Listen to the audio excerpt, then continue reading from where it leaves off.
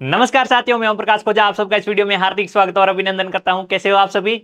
उम्मीद करता हूं सभी एकदम बढ़िया हो, स्वस्थ हो और अच्छे से अपना अध्ययन कर रहे हैं। आपने मेरे साथ में सामाजिक विज्ञान पढ़ना स्टार्ट कर दिया है, जिसमें पाठ्य पुस्तक समकालीन भारत फर्स्ट चल रही है, जो कि भारत के भूगोल से संबंधित आपकी पुस्तक है, जिसका अध्याय क्रमांक 3, जिसका नाम है अफवाह, हम कंप्लीटली पढ़ चुके हैं। इसके अभ्यास प्रश्नों को हमने हल कर लिया है और पिछले वीडियो में हमने कुछ अन्य महत्वपूर्ण सवालों की चर्चाएं की, जिसमें बहुविकल्पात्मक और अति लघुतरात्मक टाइप के सवाल थे। इसमें हम हल करने वाले हैं कुछ लघुतरात्मक और निबंधात्मक टाइप के सवाल, जिसमें आपके सवाल नंबर 13 से लेकर 16 तक रहने वाले हैं। चलिए स्टार्ट करते हैं वीडियो को।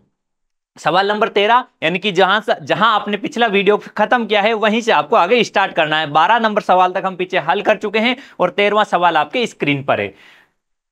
सवाल को पढ़िएगा और आंसर देने का प्रयास कीजिएगा। हिमालयी नदियों और प्रायद्वीपीय नदियों के बीच उनके उद्गम, प्रवाह और विशेषताओं के संदर्भ में प्रमुख अंतरों का वर्णन कीजिएगा। आपने भारत में दो प्रकार की नदियां पढ़ी है, एक हिमालय से निकलने वाली नदियां जिन्हें हम हिमालयी नदियां कहते हैं, और दूसरी वे नदियां जिनका उद्गम प्रायद्वीपीय पठार के भागों से होता है, चाहे वो मध्यवर्ती उच्च भूमि हो या फिर आपके मध्यवर्ती उच्च भूमि जिसमें आपके अरावली भी आती है, विंध्याचल, सतपुड़ा, अमरकंटक के पठार, या फिर पश्चिमी घाट जो कि आपके उत्तर से दक्षिण तक फैला हुआ है, यहां से जो नदियां निकलती है उन्हें हम प्रायद्वीपीय नदियां कहते हैं। हिमालयी नदियों की आप बात करते हो तो उसमें आपके गंगा, ब्रह्मपुत्र, सिंधु और इनकी सहायक नदियां आती है। सहायक नदियों में जैसे सिंधु में आपके झेलम, चिनाब, रावी, व्यास, सतलज आ जाती है। गंगा में आपके यमुना, गागरा, गंडक, कोसी, सरयू, रामगंगा, महानंदा, ये नदियां आ जाती है। ब्रह्मपुत्र और उसकी सहायक नदियां आपके पूर्वोत्तर वाले भारत और आपके बांग्लादेश वाले क्षेत्र में प्रवाहित होती है। इसी प्रकार प्रायद्वीपीय नदियों की बात करते हैं तो उसमें आपके कुछ नदियां पूर्व की ओर बहती है, कुछ पश्चिम की ओर बहती है। पश्चिम की ओर बहने वाली दो प्रमुख नदियां हैं जो ब्रंश घाटियों से होकर बहती है, नाम है नर्मदा और तापी नदियां। दूसरी आती है आपके पश्चिम की ओर तो दो ही बहती है, नर्मदा और तापी। पूर्व की ओर बहने वाली सब बड़ी बड़ी नदियां हैं, जैसे महानदी, गोदावरी, कृष्णा, कावेरी और इनकी सहायक नदियां। अब इनका आपको अंतर दिखाना है कि इनमें देखिएगा इनके उद्गम स्थल, इनका प्रवाह और इनकी विशेषताओं के संदर्भ में अंतर देने हैं आपको। चलिए आपका आंसर क्या रहने वाला है? जब इनके उद्गम की बात करेंगे आपको उद्गम, प्रवाह और इनकी विशेषताओं के आधार पर अंतर देना है। किस आधार पर? इनका उद्गम, प्रवाह और विशेषताएं। उद्गम, प्रवाह और विशेषताएं। तो सबसे पहले हम उद्गम की चर्चा करेंगे। तो उद्गम, हिमालयी नदियों का उद्गम हिमालय पर्वतमालाओं से होता है और इनका उद्गम किसी ना किसी हिमनद या ग्लेशियर से होता है। जैसे जैसे आप गंगा नदी की बात करते हो तो गंगोत्री हिमनद से उद्गमित होती है। ब्रह्मपुत्र की बात करते हो तो वो तिब्बत के पठारी प्रदेश की तरफ हिमालय में एक चेमा युंगडुंग हिमनद से निकलती है। सिंधु नदी की बात करते हो तो मानसरोवर झील के निकट यहीं पर वो खरचू हिमनद से उद्गमित होती है। दूसरी तरफ आप प्रायद्वीपीय नदियों की बात करते हैं तो ये नदियां मध्य उच्च भूमि, भारत की मध्य उच्च भूमि जिसमें आपके विंध्याचल, अमरकंटक पठार, सतपुड़ा, इनसे उद्गमित होती है, या फिर आपके पश्चिमी घाट के ढलानों से उद्गमित होती है। जैसे पश्चिमी घाट से निकलने वाली नदियों की बात करें तो उसमें आपके कावेरी नदी है, ब्रह्मगिरी की पहाड़ियां जो पश्चिमी घाट का भाग है। इसी प्रकार से गोदावरी नदी और कृष्णा नदी आपके महाराष्ट्र वाले क्षेत्र से उद्गमित होती है। नर्मदा नदी की बात करते हो तो मध्यवर्ती उच्च भूमि में नर्मदा नदी अमरकंटक की पहाड़ी से उद्गमित हो जाती है। तापी नदी की बात करते हो तो सतपुड़ा से निकल जाती है जो मध्यवर्ती उच्च भूमि का भाग है। दूसरे प्रवाह की बात करते हैं तो हिमालयी नदियों का उद्गम आपके किसी ना किसी ग्लेशियर से होता है, यानी कि हिमनद से होता है। तो ये नदियां साल भर बहती है। तो इनको पानी कहां से प्राप्त होता है? एक तो वर्षा ऋतु में बारिश अर्थात वर्षा से प्राप्त हो जाता है। दूसरा आपके ग्लेशियर से जो बर्फ पिघलती है वो बर्फ भी नदी के रूप में प्रवाहित हो जाती है। तो आपके इनमें साल भर पानी प्रवाहित हो जाता है। दूसरी तरफ प्रायद्वीपीय नदियों की बात करें तो ये नदियां मौसमी है। मौसमी अर्थात केवल वर्षा ऋतु में इनका जल स्रोत पर्याप्त मात्रा में रहता है और वर्षा ऋतु समाप्त होने के बाद में इनमें जल की मात्रा धीरे धीरे कम होते होते ग्रीष्म ऋतु तक आपके पूर्णतया सूखने की स्थिति में आ जाती है। क्योंकि इनका मुख्य स्रोत क्या रहता है? वर्षा ही रहता है। क्योंकि ये जो प्रायद्वीपीय पठार वाले ये जो भाग हैं, ये भाग आपके पश्चिमी घाट या मध्य उच्च भूमि, इनकी ऊंचाई हिमालय की तरह अधिक ऊंचाई नहीं है कि यहां पर ग्लेशियरों का निर्माण हो सके। चलिए आगे कुछ और विशेषताओं की बात करें। अब लंबाई की बात करेंगे विशेषताओं में तो देखो हिमालय की नदियों का मार्ग लंबा होता है, लंबे लंबे दूरियां तय करती है। जैसे जैसे आप इनकी लंबाई में बात करोगे तो गंगा नदी कितनी लंबी है? 2500 किलोमीटर लंबी है। सिंधु नदी की कितनी लंबाई है? सिंधु नदी की लंबाई आती है आपके 2900 किलोमीटर। तो एक लंबे लंबे मार्ग तय करती है, किलोमीटर में दूरियां ना। और ब्रह्मपुत्र नदी, ब्रह्मपुत्र तो सिंधु से भी अधिक लंबी है। लेकिन प्रायद्वीपीय नदियों के मार्ग छोटे हैं। जैसे जैसे आपके प्रायद्वीपीय भारत में सबसे लंबी नदी कौन सी है? प्रायद्वीपीय भारत में सबसे लंबी नदी आती है गोदावरी नदी, जिसकी लंबाई है 1465 किलोमीटर, यानी कि जिसे आप लगभग 1500 किलोमीटर कह सकते हैं। ये आपके सबसे लंबी है प्रायद्वीप की। और इधर आपके 2500, 2900 और 2900 से भी अधिक ब्रह्मपुत्र की।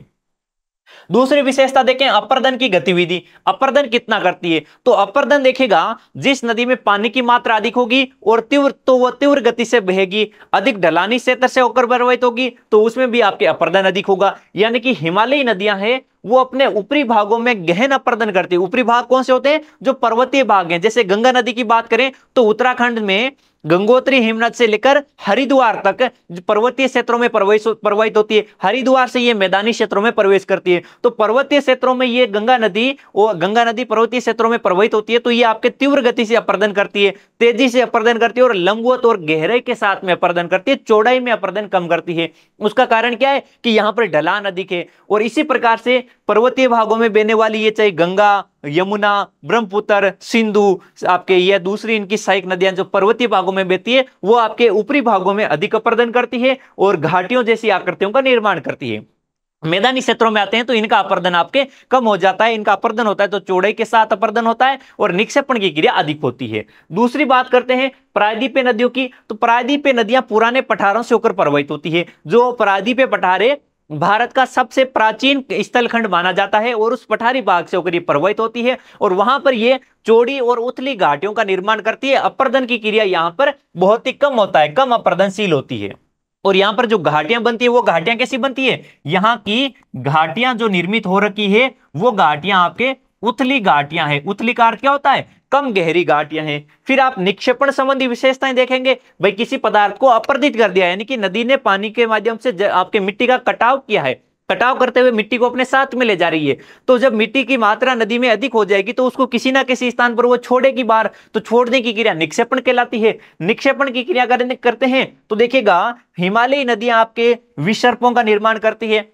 इनमें गाद अधिक हो जाती है, ढलान कम हो जाता है मार्ग मैदान का। तो यहां पर वो नदियां आपके धीरे धीरे गति से बहती है और धीमी गति से बहती हुई नदियां आपके ऐसे बल खाते हुए लहराते हुए बहती है, ऐसे सर्प की तरह लहराते हुए बहती है। और जो नदी के ये जो मोड़ बनते हैं, इन मोड़ को क्या कहा जाता है? इन मोड़ को कहा जाता है विसर्प। तो ये नदी के विसर्प बनाती है। जब विसर्प कभी यहां से कटकर अलग हो जाता है, ऐसा विसर्प ये यहां से कटकर अलग हो गया तो ये यहां पर गोखुर झील कहलाती है। और जब नदी समुद्र में गिरती है तो छोटी छोटी धाराओं में विभाजित हो जाती है और डेल्टाओं का निर्माण करती है। और डेल्टा क्या होता है? डेल्टा वस्तुतः एक मैदानी भूभाग होता है जहां पर नदी के द्वारा जलोढ़ मिट्टी का निक्षेपण सर्वाधिक किया जाता है। दूसरी तरफ प्रायद्वीपीय नदियों की बात करते हैं तो प्रायद्वीपीय नदियां आपके निक्षेपण की सामान्य प्रक्रिया रहती है। अपर्दन कम होता है तो निक्षेपण भी कम होगा। और इनमें से आपके कुछ नदियां ज्वार नदमुखों का निर्माण करती है। ज्वार नदमुख का निर्माण करने वाली कौन सी है? ज्वार नदमुख का निर्माण आपके एक तो नर्मदा द्वारा होता है और दूसरा ज्वार नदमुख निर्मित किया जाता है तापी के द्वारा। बाकी प्रायद्वीप की सारी नदियां चाहे गोदावरी, कृष्णा, कावेरी या महानदी, ये सारी की सारी निर्माण करती है डेल्टाओं का। ठीक है। और ये क्यों करती है, क्यों नहीं करती है, उसको हमने अध्याय के दौरान पढ़ा है। जिसने नहीं देखा है वो पहले जाकर पीछे वाले वीडियोस देखें जिसमें हमने आपको बहुत ही अच्छे तरीके से एक्सप्लेन किया है। अगला सवाल है, भारत जैसे देश के लिए नदियों और झीलों के आर्थिक लाभों पर चर्चा करें तथा कृषि, जल विद्युत उत्पादन और पर्यटन में इनकी भूमिका पर प्रकाश डालें। देखिएगा बहुत ही बढ़िया सवाल है। इसमें आपको पूछा है कि भारत जैसा देश है तो उसमें नदियों और झीलों का आर्थिक महत्व क्या है, उस पर आपको चर्चा करनी है। कृषि, जल विद्युत उत्पादन और पर्यटन की दृष्टि से इनका क्या महत्व है। भाई नदियों और झीलों का आर्थिक महत्व क्या है और हमारी कृषि में क्या महत्व हो सकता है, पर्यटन की दृष्टि से क्या हो सकता है और जल विद्युत उत्पादन की दृष्टि से क्या महत्व हो सकता है, इन बिंदुओं पर आपको चर्चा करनी है। तो आइए करते हैं इस पर चर्चा। तो देखिएगा कृषि की दृष्टि से बात करेंगे तो भारत एक प्रकार का कृषि प्रधान देश है। कृषि प्रधान देश है तो इसको सिंचाई के लिए पानी चाहिए। भारत की कृषि मानसून पर निर्भर करती है, इसे मानसून का जुआ कहा जाता है। लेकिन अगर आपके पास में सिंचाई सुविधा उपलब्ध है, सिंचाई के लिए पानी और सिंचाई के स्रोत उपलब्ध है पर्याप्त मात्रा में, तो यहाँ पर बहुत ही अच्छी कृषि विकसित हो जाती है। तो इसलिए नदियों और झीलों के क्षेत्र में बांध का निर्माण करके, वहां नदियों के क्षेत्र में बांध का निर्माण करके और झीलों से नहरें निकालते हुए इन बांध और नहरों के माध्यम से भारत के मैदानी क्षेत्रों में मैदानी क्षेत्रों में सिंचाई सुविधाएं उपलब्ध करवाई जाती है। जैसे जैसे आपके सतलज नदी पर एक बांध बनाया गया है जिसे भाखड़ा नांगल बांध कहते हैं। भाखड़ा नांगल बांध से पंजाब, हरियाणा और राजस्थान में सिंचाई और पेयजल के लिए पानी उपलब्ध करवाया जाता है। इसी प्रकार से बहुत सी नदियों पर बांध परियोजनाएं बनाई गई है। कुछ झीलों के माध्यम से भी सिंचाई सुविधाएं उपलब्ध करवाई जाती है। तो इस वजह से यहां पर आपके आपके बहुत ही अधिक मात्रा में सिंचाई की सुविधा उपलब्ध करवाकर आपके फसल का अच्छा उत्पादन कर लिया जाता है। दूसरी तरफ हम बात करें जो भारत की नदियां हैं मैदानी प्रदेशों में बहने वाली, जैसे गंगा और उसकी सहायक नदियां हैं, आपके सिंधु और उसकी सहायक नदियां हैं, ब्रह्मपुत्र और उसकी सहायक नदियां हैं। ये नदियां बाढ़ के मैदानों का निर्माण करती है, यानी कि मैदानी क्षेत्रों में जब बाढ़ आती है तो नदी का पानी मैदान में फैल जाता है, तो पानी के साथ साथ में जलोढ़ मिट्टी भी पानी के साथ में जमीन पर फैल जाती है। तो पानी तो आपके प्रवाहित हो जाता है या फिर जमीन के द्वारा अवशोषित कर लिया जाता है, और जो मिट्टी वो अपने साथ में जलोढ़ या कांपीय मृदा अपने साथ में लेकर आती है पानी, वो जलोढ़ मिट्टी आपके मैदानों में जमा हो जाती है और वो अत्यधिक उपजाऊ हो जाती है। और ऐसी उपजाऊ मिट्टी साल दर साल वहां पर नवीन मिट्टी जमा की जाती है, तो ये मैदान अधिक उपजाऊ होते जाते हैं और ये कृषि की दृष्टि से अच्छे माने जाते हैं। फिर जल विद्युत उत्पादन की बात करते हैं तो इन झीलों के द्वारा या फिर नदियों के ऊपर बांध बनाकर जल विद्युत का निर्माण किया जाता है। और जल विद्युत निर्माण के लिए भारत में बहुत सारी परियोजनाएं संचालित है, जैसे आपके सिंधु नदी पर और उसकी सहायक नदियों पर आपके बहुत से बांध बना रखे हैं लद्दाख और जम्मू कश्मीर में, जिनसे जल विद्युत उत्पादित की जाती है। इसी प्रकार से आपके जैसे चंबल नदी है तो उस पर राजस्थान और मध्य प्रदेश दोनों राज्य सरकारों ने मिलकर एक चंबल नदी घाटी परियोजना बनाई है जिससे जल विद्युत उत्पादित होती है। इसी प्रकार से आपके जल विद्युत उत्पादन माही नदी पर किया जाता है राजस्थान और मध्य प्रदेश, राजस्थान और गुजरात सरकार के द्वारा। तो ऐसी बहुत सी परियोजनाएं हैं भारत में जिनसे जल विद्युत उत्पादित की जाती है। ठीक है, जल विद्युत उत्पादन के लिए कई नदियों पर बांध बनाए जाते हैं जिनसे कृत्रिम झीलें, और इनमें आपके कृत्रिम झीलें ऊर्जा उत्पादन सहित निरंतर जल प्रवाह करती रहती है। जल विद्युत उत्पादन के लिए क्या होता है कि वे आपके ऊंचाई से जल गिरता है, नीचे आपकी टरबाइन मशीन लगा दी, टरबाइन मशीन पर ऊंचाई से जल गिरता है तो मशीन घूमती है और घूमने की वजह से विद्युत उत्पादित हो जाती है। और विद्युत उत्पादित होने के बाद में वो जल होता है, वो जल फिर वैसे आपके नहर या नदी के अंदर प्रवाहित हो जाता है, तो पानी से आपके विद्युत उत्पादित हो जाती है और वो पानी भी आपके पेयजल या सिंचाई के रूप में काम में लिया जा सकता है। केवल उसमें पानी की गतिज ऊर्जा को काम में लिया जाता है, पानी का और इसमें कोई उपयोग नहीं होता है, केवल उसकी गतिज ऊर्जा ही काम में ली जाती है। अगला है पर्यटन और मनोरंजन। जब आप पर्यटन और मनोरंजन की बात करते हैं तो भारत की नदियां और झीलें सुंदर मनोरम दृश्यों का निर्माण करती है। जैसे जैसे आप जम्मू कश्मीर की डल झील की बात करते हैं, वुलर झील की बात करते हैं, तो ये पहाड़ियों में और कश्मीर की वादियों में अवस्थित आपके बहुत ही खूबसूरत झीलें होती है। जैसे आप डल झील की बात करते हो तो वहां पर आपके एक शिकारा नाव होती है, जिस शिकारा नाव का हमने फोटो लेकर आपके चर्चाएं की थी यहाँ पर अध्याय का जो हम पढ़ रहे थे, तो उन शिकारा नाव के माध्यम से आप वहां पर नौकायन करते हैं तो वो सुंदर दृश्य आपको देखने को मिलते हैं। इसी प्रकार से आप भारत की तटवर्ती क्षेत्रों पर झीलों की देखें, चाहे चिल्का झील उड़ीसा की देखो या आपके जो कयाल होते हैं पश्चिम जल बैक वाटर लेक्स या कयाल होते हैं केरल वाले क्षेत्र में, जैसे पुनामादा कयाल है, तो यहाँ पर आपको वो आपके जो बीच अवस्थित है इन बीचों पर आपको आनंद भी आता है देखने का। इसी वजह से इन बीचों ने आपके भारतीय क्षेत्र में देशी और विदेशी पर्यटकों को अपनी ओर आकर्षित किया है। इसी प्रकार से आप आंतरिक भारत में देखें, यानी कि जो आपके स्थलीय भागों में आकर देखें मध्यवर्ती भारत में, तो राजस्थान की कुछ ऐसी झीलें हैं जैसे आपके जयसमंद झील है, राजसमंद झील है। इन झीलों के आसपास में प्राचीन समय से राजा महाराजाओं ने कुछ ऐसी इमारतें बनाई है, तो उन इमारतों को देखने के लिए लोग आपके झीलों के क्षेत्र में पर्यटन की दृष्टि से आते हैं। उन इमारतों का और ऐतिहासिक स्थलों का अवलोकन भी किया जाता है, जिससे यहाँ की सभ्यता संस्कृति के बारे में लोगों को पता चलता है। और साथ ही साथ इन झीलों के द्वारा इन झीलों के अंदर आपके नौका परिवहन का भी आनंद लिया जाता है। इसी प्रकार से नदियों के क्षेत्र में भी बहुत सी परियोजनाएं संचालित करके पर्यटकों को अपनी ओर आकर्षित किया जाता है। जैसे जैसे आपके नदियों के आसपास के किनारों को बहुत ही अच्छे तरीके से सुव्यवस्थित तरीके से आपके विकसित किया जाता है, नदियों को अच्छे से साफ और स्वच्छ रखा जाता है ताकि पर्यटक ज्यादा से ज्यादा नदियों आपके इन क्षेत्रों में घूमने की दृष्टि से आए और देश की अर्थव्यवस्था अच्छे से विकसित हो जाए। तो ये आपके कुछ आर्थिक महत्व हैं पर्यटन की दृष्टि से, जल विद्युत उत्पादन की दृष्टि से और कृषि की दृष्टि से। अगले सवाल पर चर्चा। हाँ, फिर आपके बाढ़ नियंत्रण और जल विनिमय की बात करें, बाढ़ नियंत्रण और जल विनियमन की बात करें तो देखिएगा नदियों आपके झीलें और नदियों के प्रवाह को नियंत्रित करती है। झीलें होती है वो नदियों के प्रवाह को नियंत्रित करती है, बाढ़ को रोकती है और शुष्क मौसम के दौरान जल स्तर को बनाए रखती है। आप बांध बनाओ, चाहे कोई झील बनाओ या कोई प्राकृतिक झील है जिसमें से होकर नदी बहती है, तो झील है वो नदी के पानी को कंट्रोल कर लेती है। झील और बांध पानी को कंट्रोल करते हैं, नदी के पानी को। तो बाढ़ के समय में वो झीलें और बांध अपने अंदर पानी को अपने अंदर समाहित कर लेती है, और जब आपके शुष्क ऋतु आती है तो उस समय उस अतिरिक्त पानी को नदी में छोड़ दिया जाता है, ताकि आगे शुष्क ऋतु में वहां पर भी पानी प्राप्त हो जाए। जलीय पारिस्थितिकी तंत्र, आप नदी और झील के क्षेत्र में देखेंगे तो पूरा का पूरा एक जलीय पारिस्थितिकी तंत्र विकसित होता है, जिसमें आपके जो वनस्पतियों से लेकर मांसाहारी जीव और अपघटक जीवों तक के सारे जीव आपको मिलते हैं, और वहां पर पूरा का पूरा पारिस्थितिकी तंत्र और खाद्य श्रृंखला विकसित हो जाती है।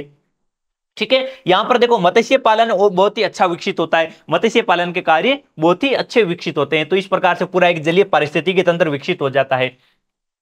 नेक्स्ट सवाल नंबर 15 है आपके सामने, भारत में नदी प्रदूषण के कारणों और परिणामों की व्याख्या करें। इन मुद्दों को हल करने के लिए राष्ट्रीय नदी संरक्षण योजना एनआरसीपी के तहत क्या उपाय किए गए हैं। देखिएगा, बढ़िया सवाल पूछा है आपसे, और इसमें दिया गया है कि भाई भारत में नदी प्रदूषण के कारण और परिणाम क्या है, इनकी व्याख्या करनी है। सबसे पहले तो आपको नदी प्रदूषण के कारण और परिणाम ये है, यह है, आपको बिंदुवार आपको लिखते हुए चलने हैं। फिर आपको इन मुद्दों को, यानी कि जो नदी प्रदूषण और उनके कारण है, इनको हल करने के लिए एक एनआरसीपी प्रोग्राम है, उस प्रोग्राम के तहत क्या उपाय किए गए हैं उनकी चर्चाएं करनी है। तो देखिएगा, भारत की नदियों और झीलों की बात करें तो ये नदियां और झीलें हैं वो प्रदूषित हो रखी है। प्रदूषित होने का सबसे प्रमुख कारण है तीव्र गति से औद्योगिकीकरण होना और बड़े पैमाने पर शहरीकरण को बढ़ावा देना। इसकी वजह से शहरों का और उद्योगों का गंदा पानी और अवशिष्ट पदार्थ है वो सीधे नदियों में छोड़ दिए जाते हैं। सीवरेज पानी बिना ट्रीटमेंट किए हुए छोड़ दिया जाता है, जिस वजह से नदियां और झीलें बहुत अधिक प्रदूषित हो जाती है।